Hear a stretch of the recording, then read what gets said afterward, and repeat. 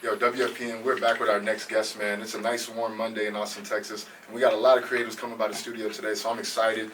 Y'all know we only talk to the movers, the shakers, and the tastemakers. This brother sitting here fits that at every description. Please introduce yourself and tell our audience what you do. How you guys doing? My name is Donovan Amir. I'm a designer based out of Austin, Texas.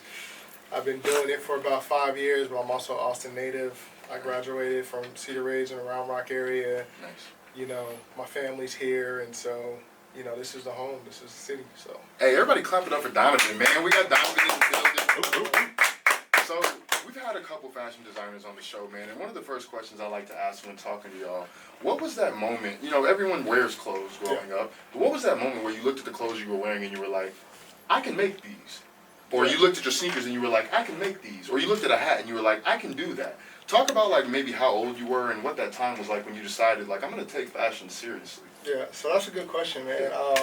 This was kind of I guess a hidden gift I didn't really know I had. Like, you know, my older brothers, they always dress fly and whatnot, and so I just kind of took that and I rocked with it. But it didn't happen until like I got injured playing football, and so like my knee blew out, and I've been playing football my whole life, so I was like, well, what's next? Right. Fashion has always been a thing, and it was like this gift that like dropped in my lap. Like, I started off customizing sneakers. Right. And so in reality, I remember I was sitting on the couch and like I couldn't walk. I had to relearn to walk and everything. Absolutely. And I was on YouTube and I saw this guy start customizing sneakers, and so I'm like, yo, this is like the first point like where I feel like God like just dropped like a light bulb. Like it was like a light bulb moment.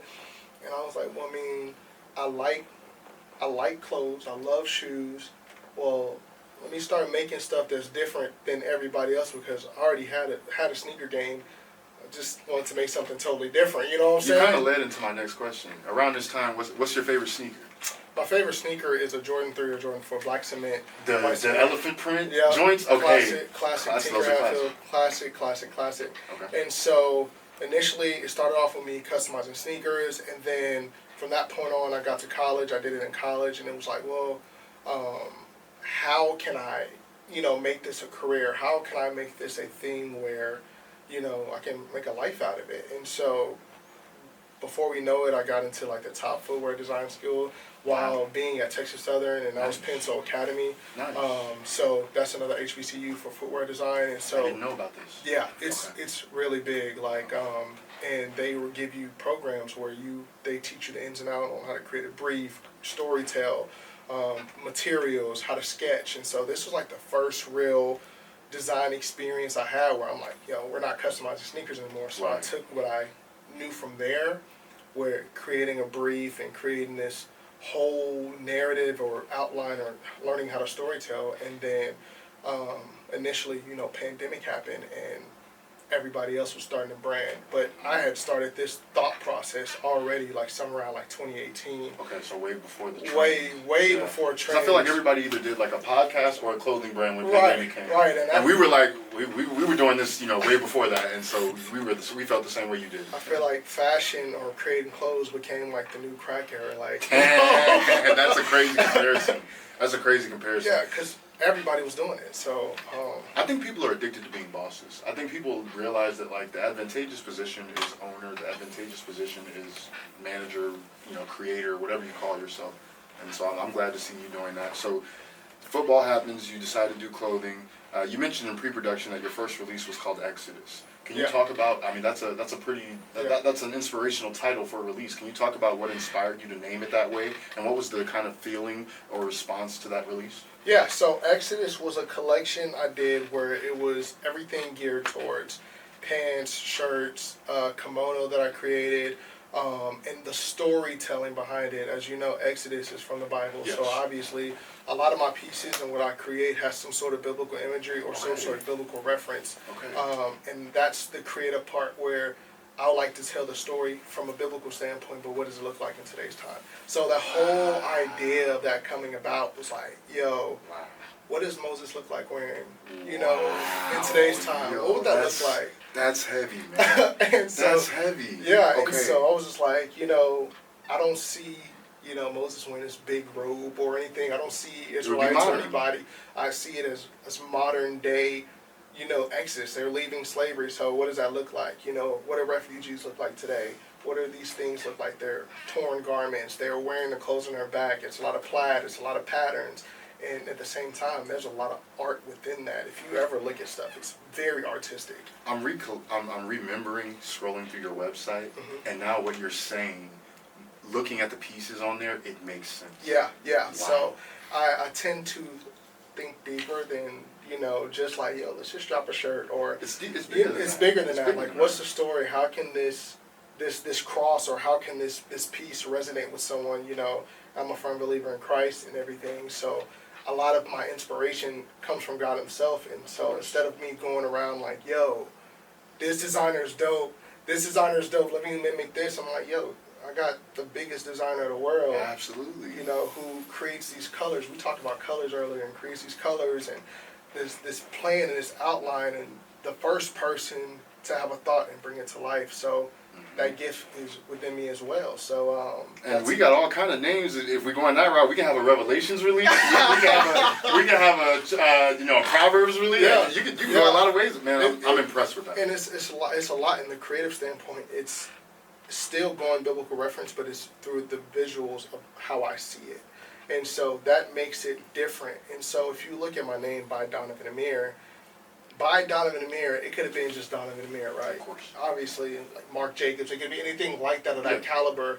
But at the same time, by Donovan Amir is the storytelling piece. Like, if you look at anybody in the Bible, they're pretty much authors, bro. And it's Absolutely. really personal experience with what God did in their lives and Absolutely. how God used them for those pieces. So for me, by Donovan Amir is like me being an author of these stories, and a lot of it is personal experience.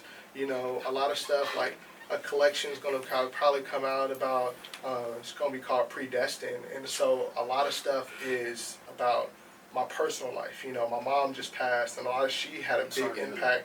I appreciate you, man. She had an impact in my life about this stuff. And if you don't know, Donovan stands for Dawn, which is my mom's name, and Vanessa, which is my grandmother's name. This just got way more special, man. Yeah. Like at every step of your design, it just gets more and more sincere. I love it. It's very personal to me. So Donovan is created between Dawn and Vanessa, Yes. and Amir, my father named me, which means royalty. And so those are the two names that obviously are predestined for something. And so a lot of skills and a lot of things I think about, I could have been doing anything, bro. Absolutely. Like, I could have been, a truck driver. I don't know, anything, like any other hustle, but this creative ability, you could have been doing anything. Yeah, absolutely. My bro, but this creative ability that you planted this seed to have, you didn't think you were going to be doing this years before. No, Even when you were younger, you didn't think you were going to be a camera guy. I didn't think I was going to be a designer. I thought I was going to be a football player. Yeah.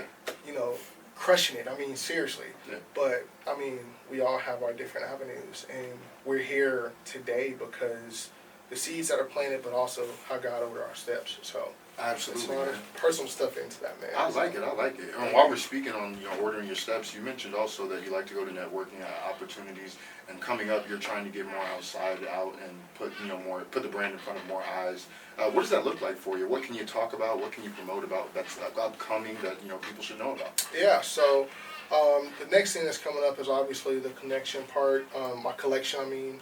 And I'm moving these hats right here. This is one of my new releases, the Crown of Croix. So I'm pushing these out, but I'm also working on another collection, Exodus Part 2. Then Okay. you have Predestined coming. So I have work ahead of me. They sound like video games. They sound like game drops. Yeah, like it's a lot ahead, but then at the same time, I'm getting my stuff out. Like, I'm going to different cities, states. Like, I just got back from New York doing this crazy event called One of Those Dropping. What was that like? What was that like? It was my first time really getting in a fitted hat game, and Okay. I initially went up there the first time to do Streetwear Flea. They come to Austin a lot during the summer, but Streetwear. yeah, Streetwear Flea. You're putting me on, man. Yeah. I've never heard of some of this stuff. Man, it's crazy. So I went to Streetwear Flea, had a pop-up there in New York. It was my first time. I was in Soho. Wow. And I made connections, made friends out there, and then I went to New York like within 2 weeks, back to back. Wow. And so then this hat was created within a week because it had to be a new era fitted hat. Because if you look at One of Those Drop In, my bro Jeff, One of Those Drop In is spelled New Era backwards. If you ever look at that. So my bro Jeff Rose, shout out to Jeff Rose, he put me on, and he's an artist in New York, and that's how I was able to network. So when you're talking about networking, I went to an event in New York that the owner usually comes to Austin and whatnot. He's based in, New York. So my bro James, and then from that point on, the networking from that point on brought me to New York. So I got to do this event, and so that's a big step that a lot of designers would love to take.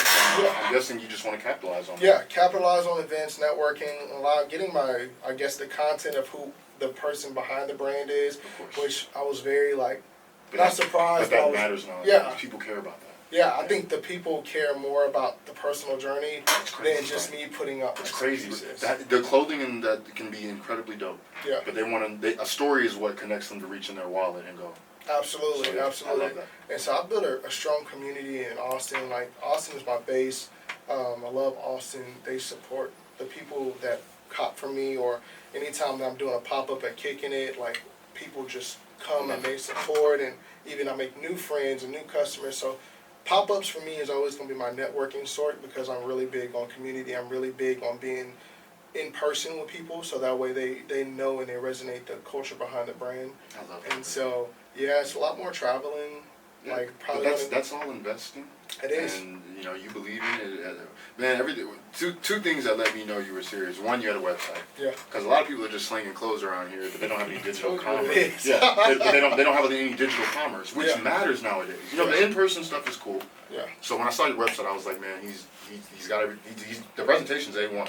Thank you. And then when I saw that you were actually, when I went on Instagram, I saw that you actually go outside to do this. Yeah. It's not just something you do in your bedroom or in the back room studio somewhere. You actually go outside and put your face in front of this brand. Yeah. And that's how I knew. I was like, man, we have to have him up on the show. I'm very excited you came through. Can you tell our audience where they can find you on social media? Also, if you'll throw out your website as well. We want to tag that. Yeah. So everything on social is by Donovan Amir, BYDONAVAN.